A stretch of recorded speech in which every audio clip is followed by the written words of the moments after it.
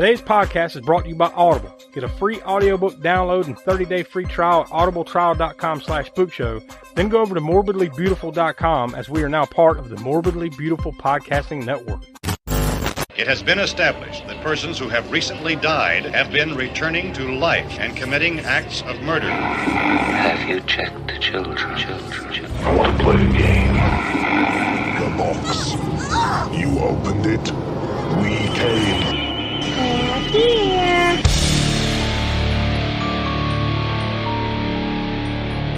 This is the All-American Spookshow.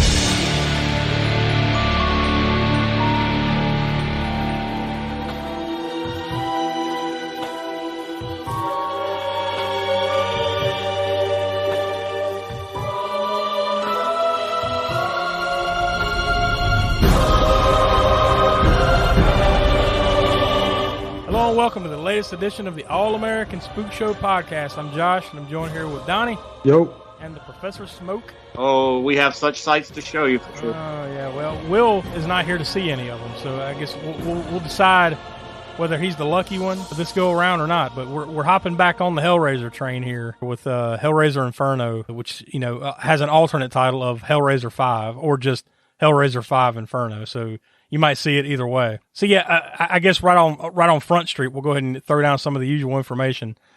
First and foremost, we are a spoiler-filled podcast. So if for whatever reason you want to watch Hellraiser Inferno and you have not watched it, you might want to hit pause. Go check it out.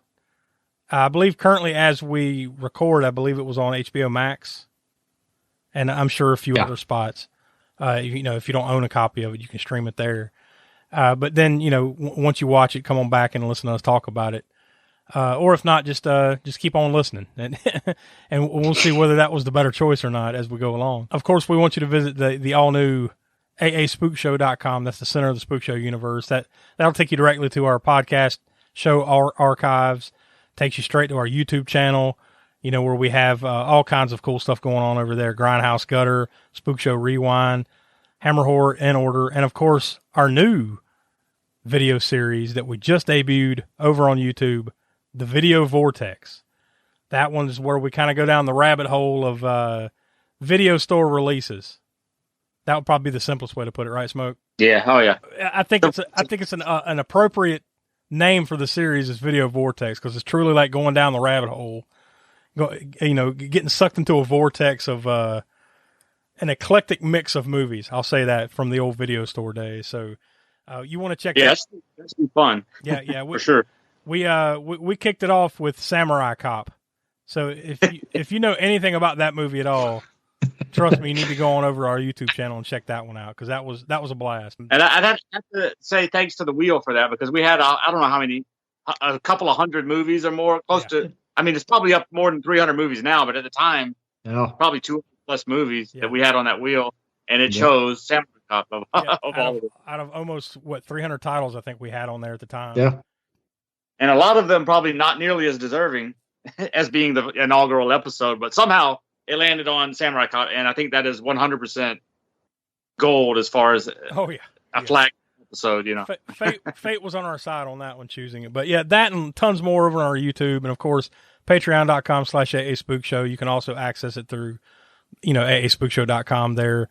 Where every month we have video minisodes, we have bonus, just all kinds of bonus content there. And the main attraction, I would say, over there is Crapster Pete's Theater, where you vote every month for what we're going to watch the following month. And good God, this month, here in the month of February, you made us watch Cats. So, you owe it to us to subscribe at patreon.com/aaspookshow to go listen to us talk about Cats and all the other stuff in the past. It's all there, archived over on Patreon. So, yeah, I guess without any further build-up, we'll go and toss to the trailer for Hellraiser Inferno. All hell is about to break loose again.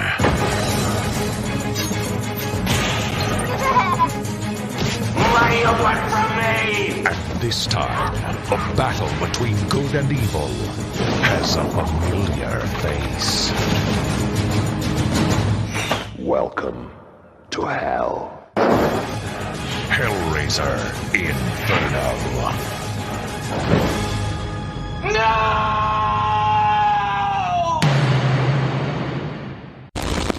All right, so there you go. That's the video for that, or the video. I say video because this was released on video, but that was the trailer for this video of Hellraiser Inferno. This movie was released October 3rd, 2000 on VHS and DVD. So this is the first of the Hellraiser films, the franchise so far that we've been watching, in order over the last year or so. It never got a theatrical release, went straight to VHS and DVD.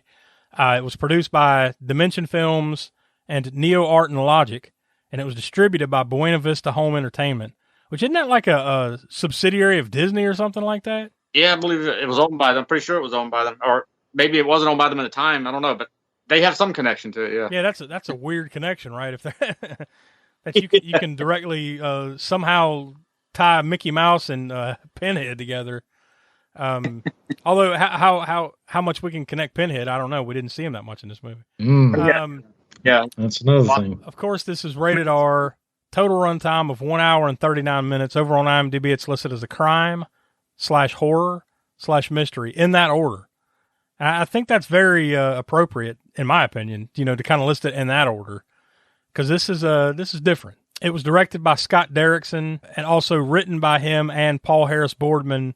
Of course, based on characters created by Clive Barker, and we've talked plenty here on the Spook Show about Clive Barker, and we even did a Spook Show Spotlight episode on his career, so you can go back in the archives and find that one. But it stars Craig Sheffer as Joseph, Nicholas Turturro as Tony, James Remar as Dr. Gregory. It's a smaller role, but still, he's probably the biggest actor, wouldn't you say, in the movie.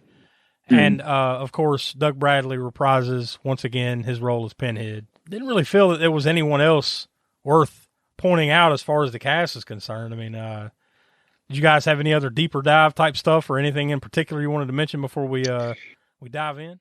Yeah, I did see where the special effects budget was $50,000, and it showed. Yeah, surprise. Yeah, those digital effects, man. Those... best I can tell, the entire movie only had a budget of $2 million. That's about right. That jives. And that was just mostly not. And some of that might be why the movie, kind of is the way it is, as far as like not being somewhat like its previous movies, but maybe because of the budget restraints, they kind of scale back a lot. It was also nominated for a Chainsaw Award for the worst movie of that year. That whole year. They don't even do that anymore, do they? Like I don't remember there being a worst movie category. Like, in the last handful of years we've been paying attention to it. I'm pretty sure they don't do that anymore. But it was... Yeah, they may not. It was filmed in the Los Angeles area, in various spots there, from October to November of 1999. So for about a month there in 1999. And then came out roughly, a year later. A little less. We have talked about James Remar before when we did The Warriors, right? Yep. So we have spoke about him a little bit there, at least. And I would imagine that's probably his most memorable role, right, Smoke? The Warriors, yeah. You mean Hellraiser Inferno? No. Yeah. This is clearly his role as Dr. Gregory is the one that everyone remembers him for. Yeah, everybody knows him as that. Yeah. But no, yeah, The Warriors probably is. Yeah, this is my favorite role by him. It's probably his most well known as well. Now, Nicholas Turturro, though, he's probably more well known as kind of somewhat of a comedy guy in the years since, because I think he kind of got hooked up with the Adam Sandler crew, and he's popped up in a bunch of those movies. Remember, he was in the remake of The Longest Yard. Oh, yeah. Here Comes the Boom, stuff like that. So he's been in a lot of he's had a lot of serious roles. Like he's a character actor. He's had a handful of those, but he's also been in a handful of comedies over the last 20 years or so, including this one. Donny, you did mention that it was nominated for Worst Film at Fangoria Chainsaw Awards in 2001. But this thing actually did win an award. It won the Best Visual Effects at the DVD Exclusive Awards. Whatever the hell that is. Must not have been much attention in that, right? Yeah, I don't know what the competition was. I have no idea. But yeah, it won the Best Visual Effects the Video Premiere Award at the DVD Exclusive Awards, and it was actually nominated for 2 others at that award show: Best Editing and Best Sound. So yeah, it must. God, can you only imagine the competition here? It's been real. Now this, it's not like you're competition wise. It would be, other than the Chainsaw Awards, it's not like it'd be going up against the big movies that released that year because it was straight to DVD. So I assume that's where it comes from. Like, of the ones that were, sent straight to VHS and DVD. Okay, this is top 10 or something. Hell if I know what came out, what else came out that year. But yeah, either way, that's a thing. It has to be a very shallow pool. Yeah, we're right there. I mean, it is 2000 after all, and there was some pretty damn lousy movies coming out. Yeah. At the millennium right there. Yeah, we're not right here. We're not right there where what you would call the golden age of horror, right? That time period. Yeah, I really have to rack my brain, and I don't know that I could come up with other than American Psycho. I really can't think of any like fantastic movies that came out of the year 2000. I mean, I could probably look it up and see. Oh yeah, I remember this one. But off the top of my head, like I can rattle off stuff from the 80s, any given year, the 70s, 80s, 60s, whatever. But the year 2000, American Psycho is the only one that comes to mind. Yeah, that particular year, nothing is coming to mind. But like, I'm thinking of things that came out around that time period, like that House of Wax type stuff. Those those remakes. That it was a like I said, a shallow pool.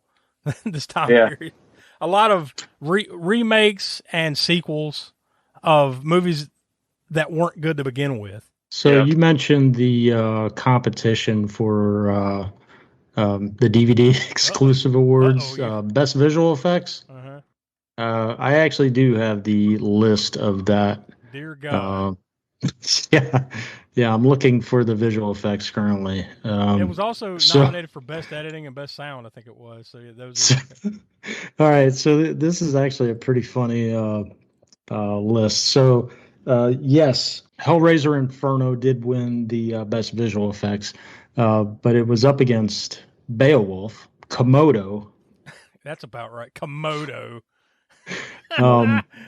What a big Captain. Wait for it. Dragonheart, A New Beginning, and Left Behind, the movie. That was another that was like DVD, straight to DVD shit, right? Okay. Yeah, that's I guess didn't have much competition. Much worthy competition. No. Now this was that Beowulf. That was from '99 with Christopher Lambert. Which? Oh yeah, God, yeah, okay, yeah. The futuristic Beowulf, like. Yeah. So basically, if we need nominees for the next Crapster Piece Theater, we just need to look at that. Whatever was nominated for the DVD Exclusive Awards in 2001.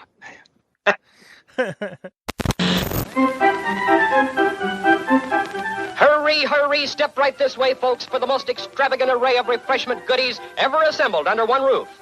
Enjoy breathtaking, taste-tempting candies of finest quality. Enjoy popcorn, exploded into tender, delicious, crispy bites of crunchy goodness. Enjoy the tops in cool, refreshing soft drinks. If you want to enjoy some refreshments, this is your opportunity. There will now be a short intermission. For you, the listeners of the All-American Spook Show, Audible is offering a free audiobook download with a free 30-day trial to give you the opportunity to check out their service. So I go over, as we've done the last couple times with the Hellraiser movies, I just type in Hellraiser, see what pops up. We've got Hellraiser: The Toll by Mark Allen Miller. That one is just a little over an hour and a half long. Let's see. Well, let's go a little bit further down because we've mentioned some of these. We've got Beer Drinkers and Hellraisers: The Rise of Motorhead by Martin Popoff. Oh. Martin Popoff. That's awesome. Little over 8 hours long.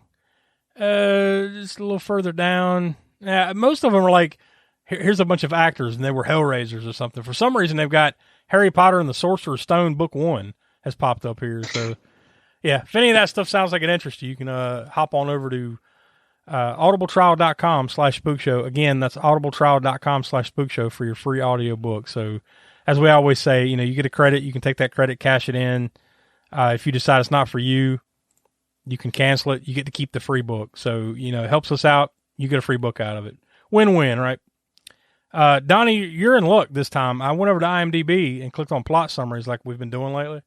And there's literally only one, like that one brief one that they have for every movie. That's it.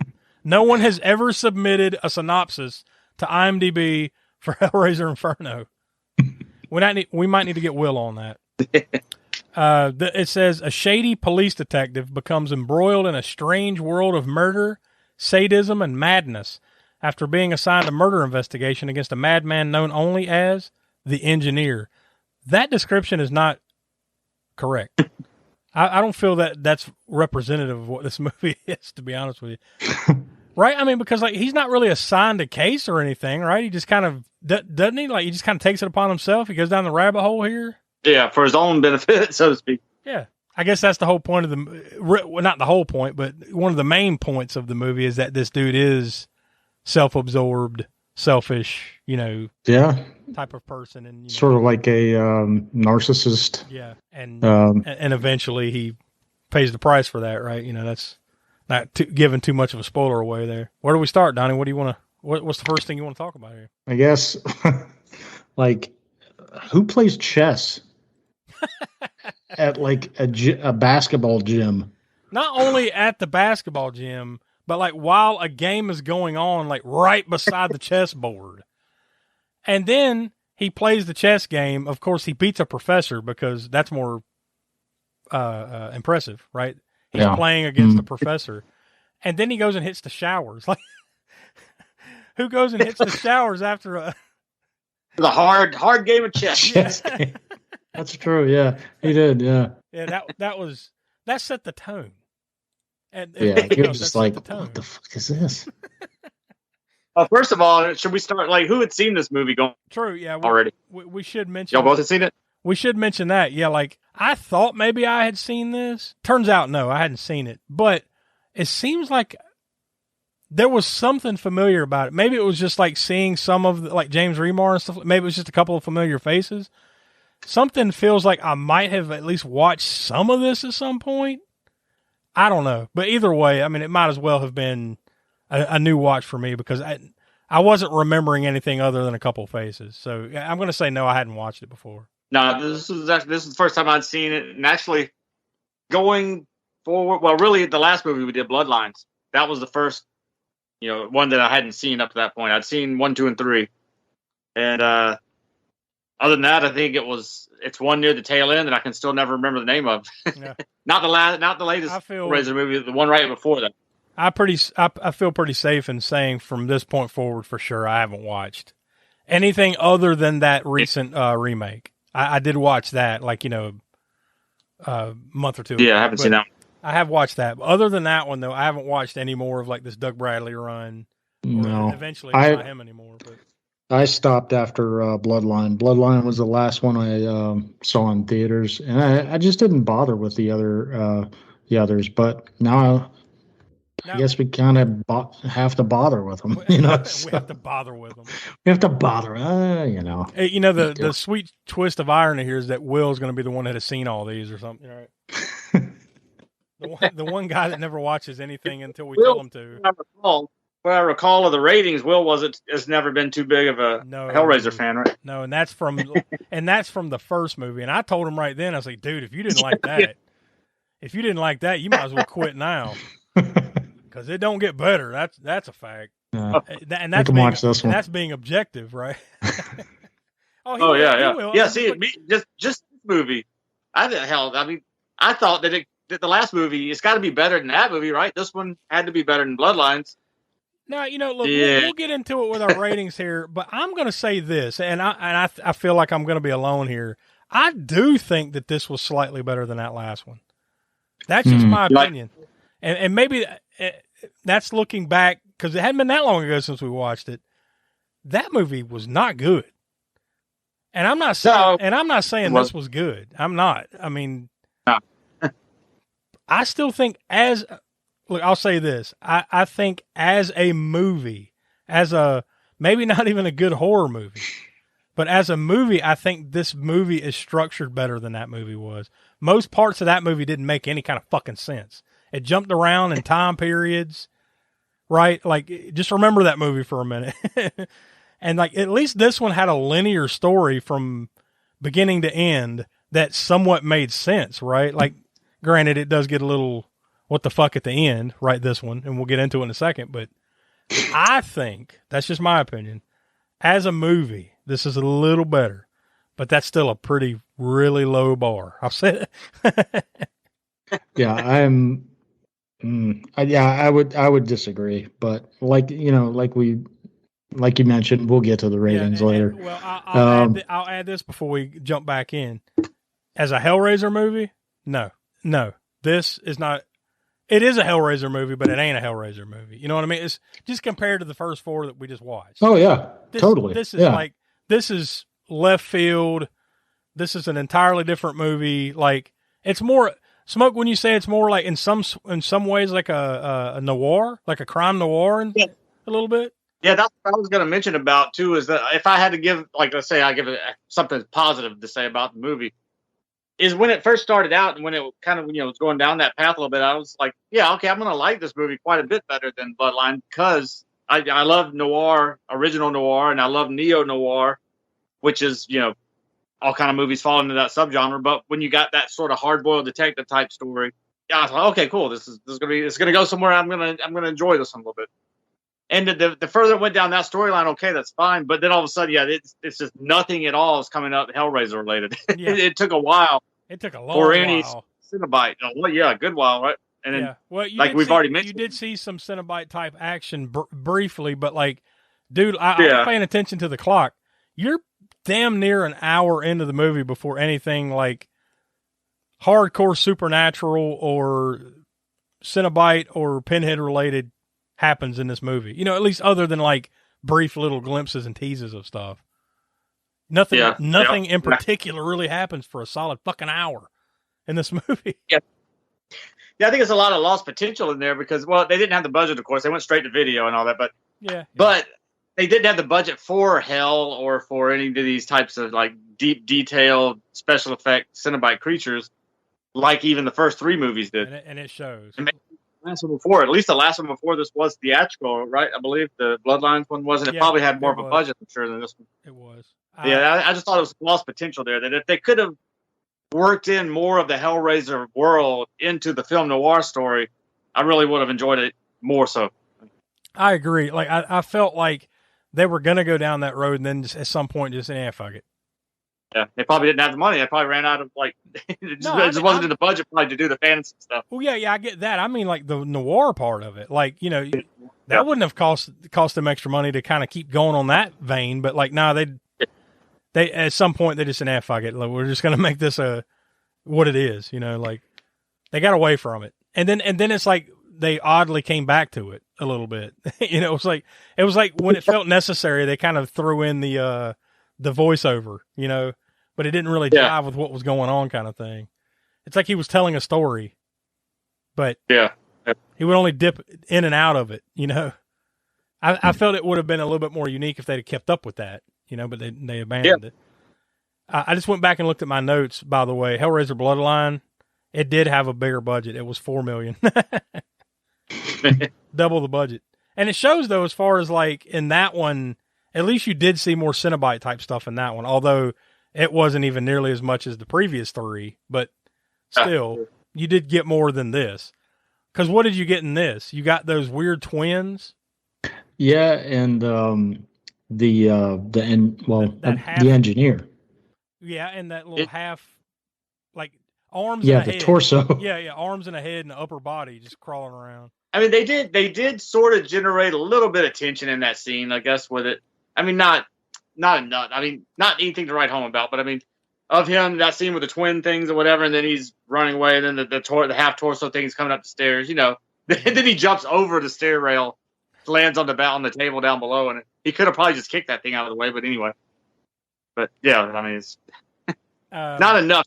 There was a little bit of, I guess, creepiness with the half torso thing for a brief moment, And that's also that brief moment where you get Pinhead for like like a fucking hour. No kidding. Like it's like you see him very briefly in that moment, and then it's like an hour, almost an hour, if not an hour later before you see him again.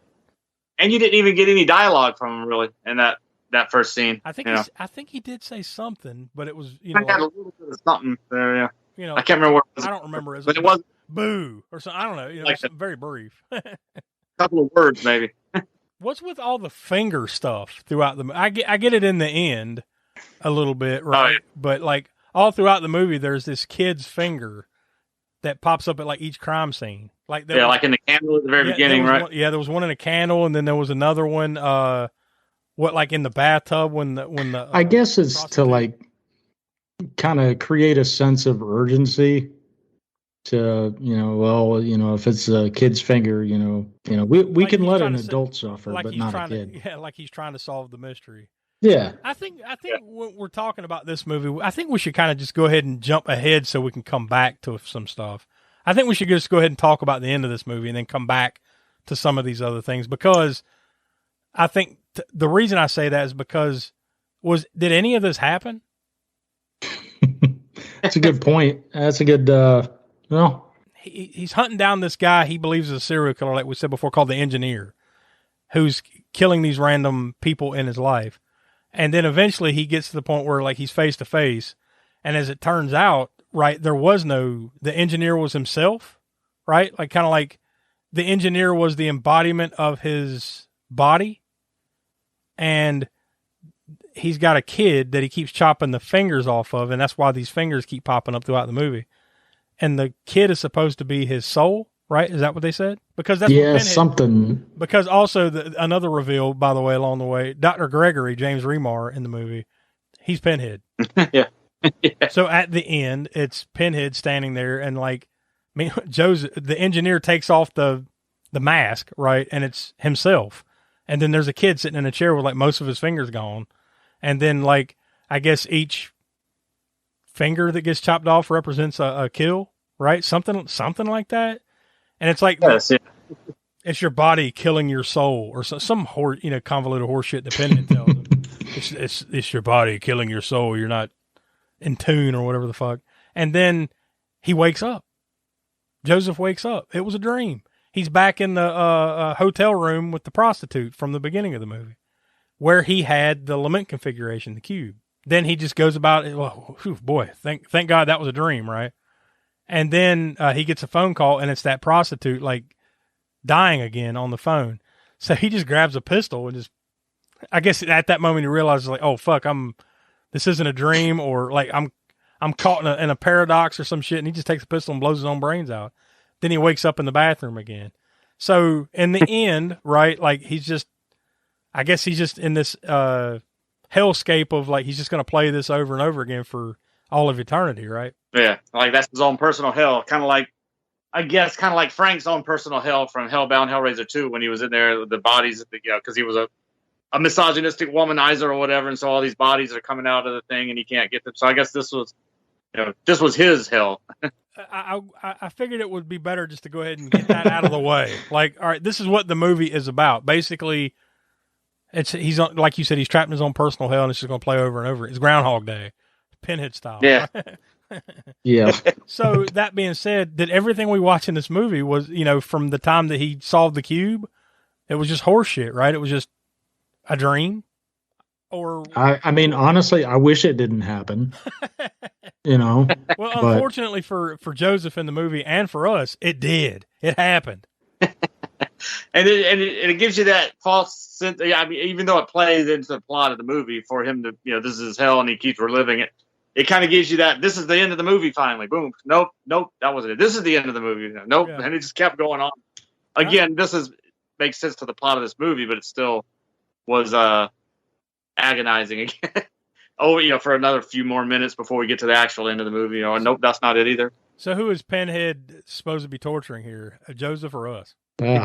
Well, I mean, you don't really see Pinhead, a whole lot. It's like less than 3 minutes of screen time. He's barely in it, but like what you find in the end of the movie is that he was pulling the strings all along, right? He's just fucking with him. Yeah, but. Or okay, there's also that angle that he was there the whole time. He was Dr. Gregory. Ooh. Which is dumb. I don't know. That was just to save them some money on the makeup on Doug Bradley. Yeah. $50,000 special effects budget. So they only had Doug Bradley for like 2 days. He's only going to get in the whole suit for like 8 hours of those 2 days. So they really had to be economical with how they used him. Something else that we could kind of get into it as if because we are going to cover it anyway. But the kills in the you've got the prostitute. Let's see, yeah, the prostitute who's strung up in the tub. That's another thing too. If you think about it, like most of the kills in this movie were off-screen kills. Like yeah, it was like by the time you get to them, by the time we see them, they're already dead. He would hear it on the phone, or he would hear it in another room, or something like and then he'd come in and like, there's the prostitute hung up. It's like Aftermath, or his parents. Right, there's a bloody bed, and well, I guess they eventually show back up.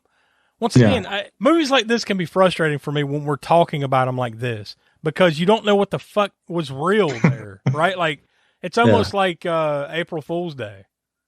When we watched that, okay, so it turns out, spoiler alert if you haven't seen April Fool's Day, the whole movie is horseshit, right? Like, it's all horseshit. So, like, is that what we're dealing with here? I guess is my main question. Is it, other than the movie, you feel the movie is horseshit? That's not what I'm asking. What I'm asking is the plot. Is it horseshit? Like, I guess it was just lap 800 of a billion that he's going to play out in his own personal hell that we just witnessed, or what? Yeah, I mean, I think that's a fair assessment of it. Yeah, I think it's I mean, I don't think it's not reality, like you're saying. Yeah, it's not. It's his reality until he wakes up from that particular point of his hell, and then gets to the next one.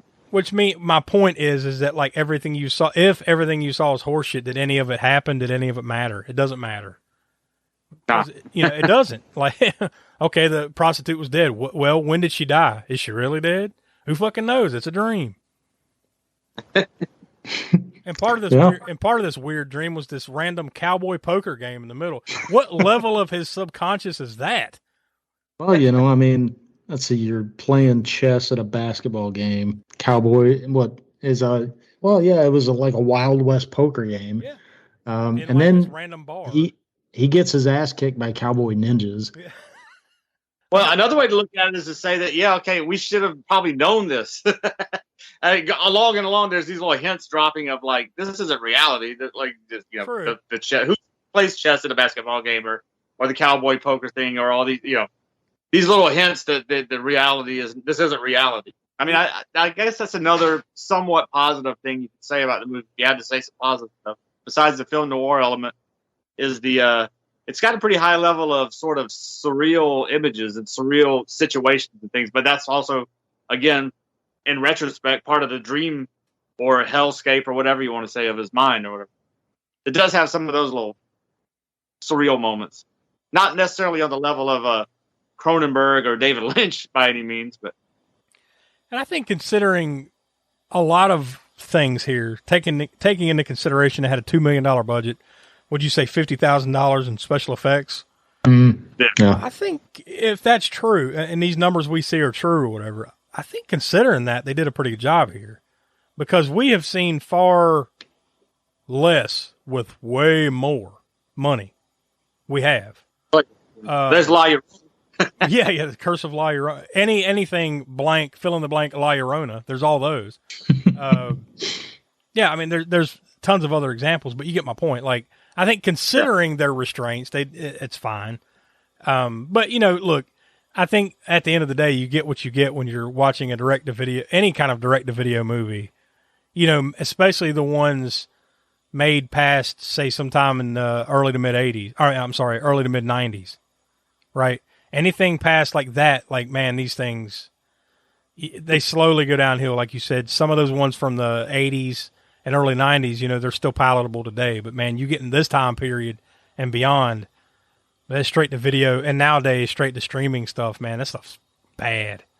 Some of it's just real bad. Way worse than this, in my opinion. It is what it is. It's the next rung on the ladder. The Jacob's ladder here of the Hellraiser movies, right? So if nothing else, there's that. All right, well, I guess we'll go ahead and get to it. Donnie, go ahead and start us off with the star ratings.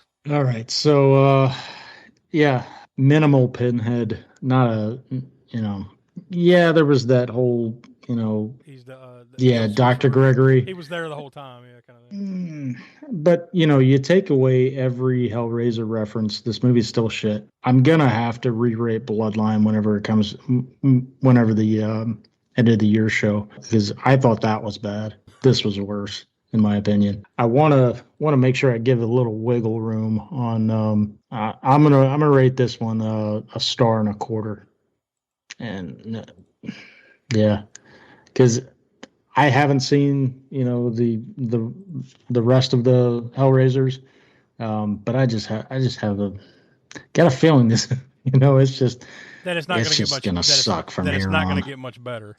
No. Yeah. So I'm star and a quarter. We've been saying that from the beginning, though. I kind of figured that like these weren't the odds were stacked against us of these getting better, right?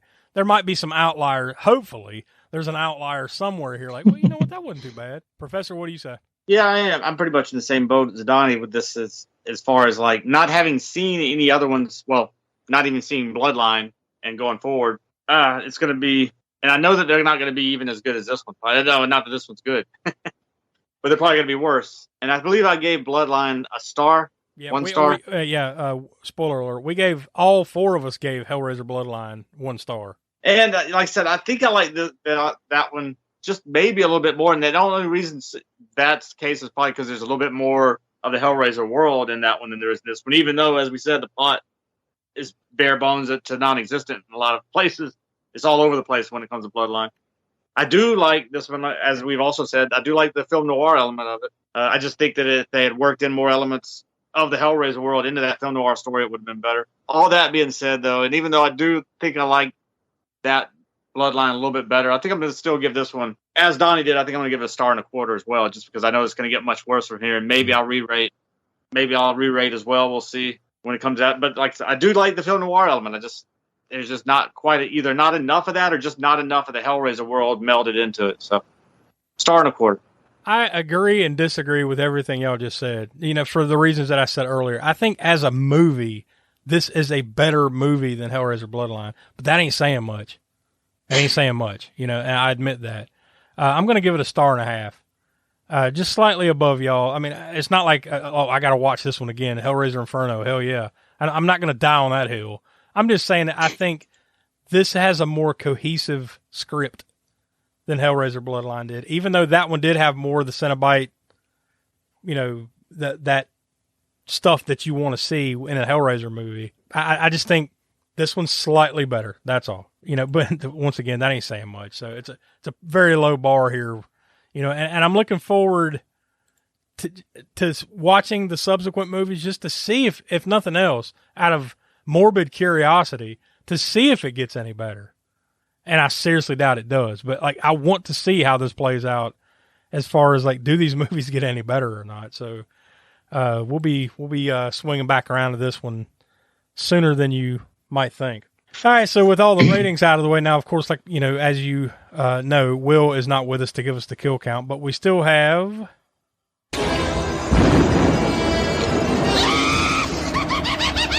connections from the crypt. I mean, it's the same amount of cackles every time, but I swear to God, it is. Yeah, I just let it finish. Usually. All right, so you've already alluded to James Remar in the Warriors.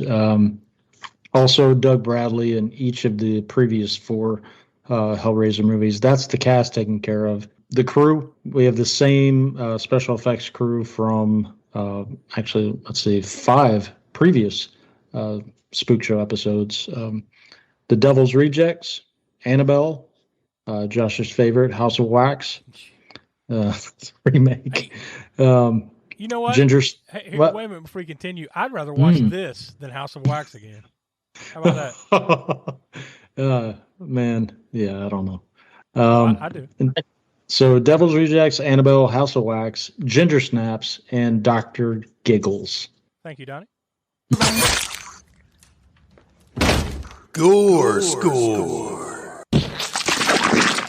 Professor? Unfortunately, not a whole lot of gore. Or as we mentioned, most of it's all screen, a lot of the kills. And we see aftermath, blood and whatnot here, there. And there's some lousy digital effects too, like the falling. Oh, we didn't really mention this in the show, but the what do you call that pillar? The Hellraiser pillar that comes out of like hell, I guess, and it's like spinning. It's in all the Hellraiser movies, I believe. I believe it was in Bloodline. But it was used way more effectively in every other movie as well. And this one, it just has the little girl, right on it, and was it his daughter and his wife, right? It was on the pillow. You've seen it in his vision, and they were kind of like falling apart, so to speak, as the pillar was turning, and very badly done digital effects. There was some of it was good, and some of that was bad. Like the good part was when like he grabs his daughter's hand, and like it cracks off because it's frozen. Yeah. Okay, that didn't look too bad, but then the digital crack up, that was horrible. Just horrible. The very bad melding of practical effect and digital effect in that scene. Just remember, straight to video in the year 2000. Go ahead.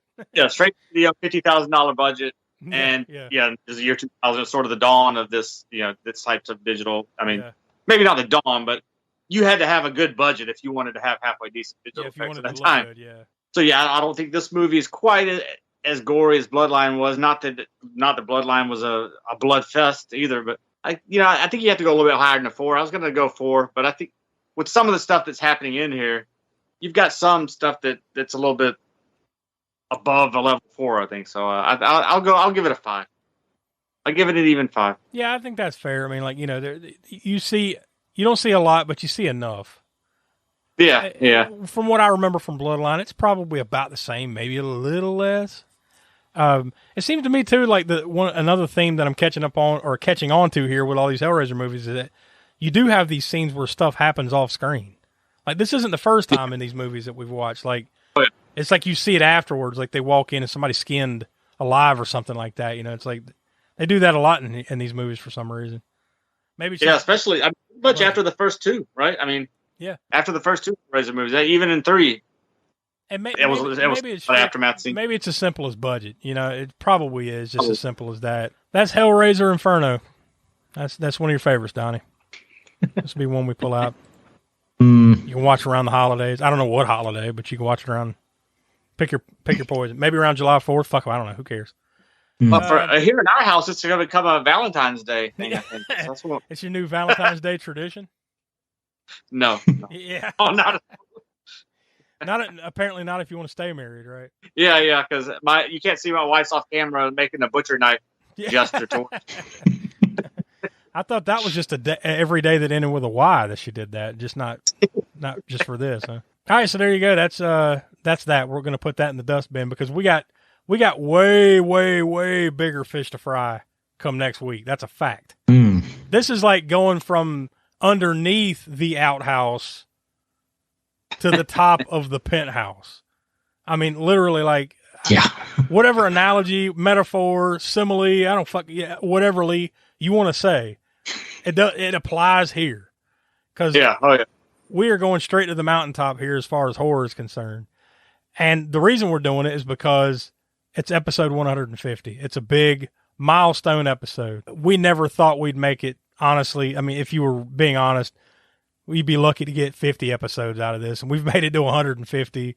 We've grown bigger and better, with our YouTube stuff, all the stuff that we do, adding Donny on since the beginning and everything. So, like, much bigger, much better, and here we are. We've made it episode 150. So what better way to celebrate than with the Texas Chainsaw Massacre from 1974, the original. The Tobe Hooper classic. It doesn't get too much bigger than that. So no. I mean, there's a handful. It's hard to. There's a handful you could debate, but not many. Not many. Probably what would be the closest we've done? Dawn of the Dead. Yeah. Jaws of the Dead. As far as like big time movies, Jaws. The Evil Dead, Jaws, The Shining. Like those are the ones that I think we've done that are on that same level. Night of the Living Dead. Yeah, Night of the Living Dead and Dawn of the Dead. So, we've done some, obviously, but not many as big as this. So, I'm really looking forward to this. It'll be like a regular old episode, except a much, much bigger movie and a much, much, much, much, much better movie than what we just watched. So, there's that. Yeah, we do that from time to time where we're basically got the dregs of the horror world. Yeah, and then we go to the top of the mountain peak, so to speak. We've done that a few times. I don't remember what we did right before Jaws, but there's been other ones maybe not quite as big as Texas Chainsaw Jaws that we've had to cleanse the palate, so to speak, of doing 2 or 3 shit movies and then doing an excellent one. It seems like when we did Jaws, that was right around the same time that we did like House of Wax or something. We're like, all right, we got to watch something.